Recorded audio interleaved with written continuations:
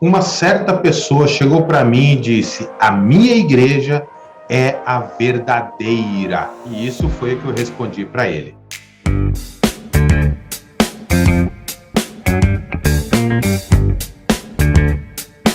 Para você que não me conhece ainda, eu sou o Igor Feitosa, somos professor de teologia aqui em Boa Vista, Roraima, e temos um enorme prazer em fazer conteúdo bíblico e teológico que lhe traga edificação. No vídeo de hoje eu vou falar o que eu respondi a esta pessoa que disse com todas as convicções que a igreja dele é a igreja verdadeira. Mas antes de nós falarmos sobre este vídeo, eu quero lhe convidar a fazer a inscrição em nosso canal. É totalmente gratuito. Inscreva-se em nosso canal e acione as notificações no sininho. Todas as vezes que postarmos um vídeo novo, você será notificado pelo YouTube. No vídeo de hoje nós vamos falar o que eu respondi a esta pessoa que afirmou com todas as letras que a igreja dele é a igreja verdadeira. O que a Bíblia diz sobre igreja? Como que as pessoas entendem a questão da igreja? Vamos ver o que a Bíblia vai nos dizer sobre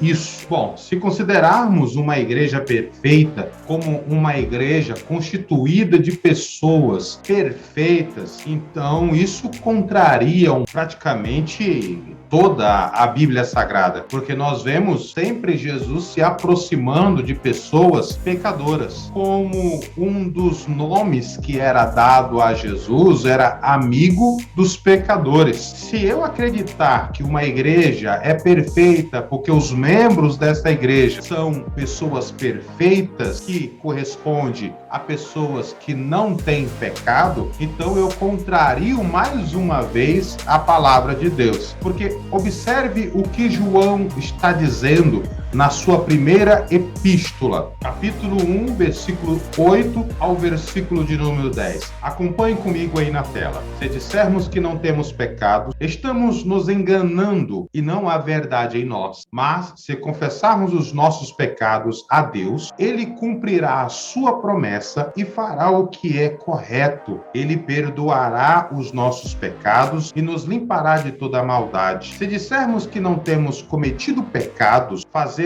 de Deus um mentiroso e a sua mensagem não está em nós. Observe que esta tradução é uma tradução na nova linguagem de hoje que deixa muito claro que todos aqueles que estão dentro de uma denominação, eles são pecadores. E no momento que falamos que não temos pecado, nós somos mentirosos e estamos dizendo que a verdade de Deus não está em nós. Mas o que João estava dizendo é que aqueles que estão em Cristo não vivem na prática do pecado, mas ainda podem cometer seus erros, as suas falhas, mas que estas falhas podem ser perdoadas a partir do momento que nós confessamos as nossas falhas a Deus. Então eu entendo que igreja perfeita ou igreja verdadeira é aquela igreja que está sempre aos pés do Senhor Jesus, reconhecendo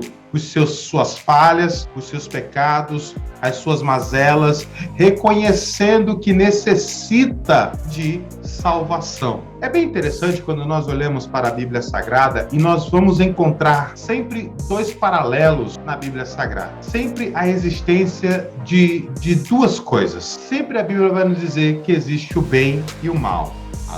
A luz e as trevas, o sal bom e o sal insípido, o caminho largo e o caminho estreito, o céu e o inferno. Quem lê a Bíblia Sagrada consegue perceber esses sempre dois elementos espalhados por toda a Bíblia Sagrada. Deus sempre nos mostra o caminho bom e o caminho mau. Bem interessante que todos os conselhos de Deus é para que possamos andar pelo caminho bom, para que possamos viver e viver no objetivo de adorar a Deus. Na Bíblia Sagrada existem também duas características de pessoas: o joio, o trigo, o justo e o ímpio, o prudente e o tolo, o sábio e o arrogante.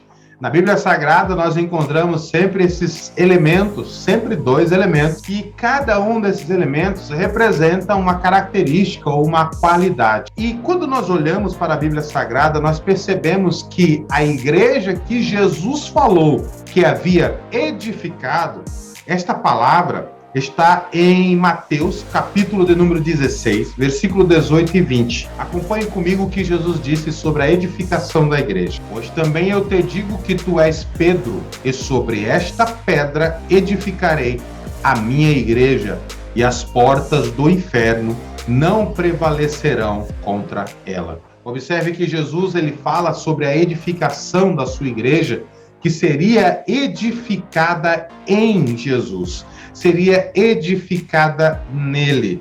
Então Jesus está nos dizendo que existe uma igreja verdadeira, sim.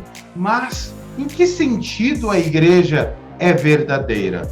No sentido daquela igreja que é madura, daquela igreja que ama, daquela igreja que perdoa, daquela igreja que rejeita o pecado, daquela igreja que não se abraça com o mundo, daquela igreja que é a noiva do Cordeiro, que se preocupa em estar adornada, bonita, atraente para seu esposo. É aquela igreja que as pessoas sabem julgar e saber usar de misericórdia com as pessoas. É óbvio que nem todos que fazem parte de uma instituição religiosa conseguem alcançar a maturidade cristã. Então eu entendo que em questão de igreja, como instituição religiosa, não existe igreja perfeita. Mas quando eu olho para a universalidade da igreja, eu percebo que há espalhado pelo mundo uma igreja que não se contamina com o pecado, uma igreja que não se vende, uma igreja que não troca a sua comunhão por um prato de lentilha, a sua igreja que não tem olhos para o mundo, mas apenas olha e aprecia e almeja o seu marido, o seu esposo. Eu vejo na Bíblia Sagrada uma igreja perfeita, mas é aquela igreja universal, é aquela igreja que está espalhada pelo mundo todo, constituída de pessoas sinceras, pessoas que sejam maduras o suficiente para julgar as questões, pessoas que rejeitam o pecado,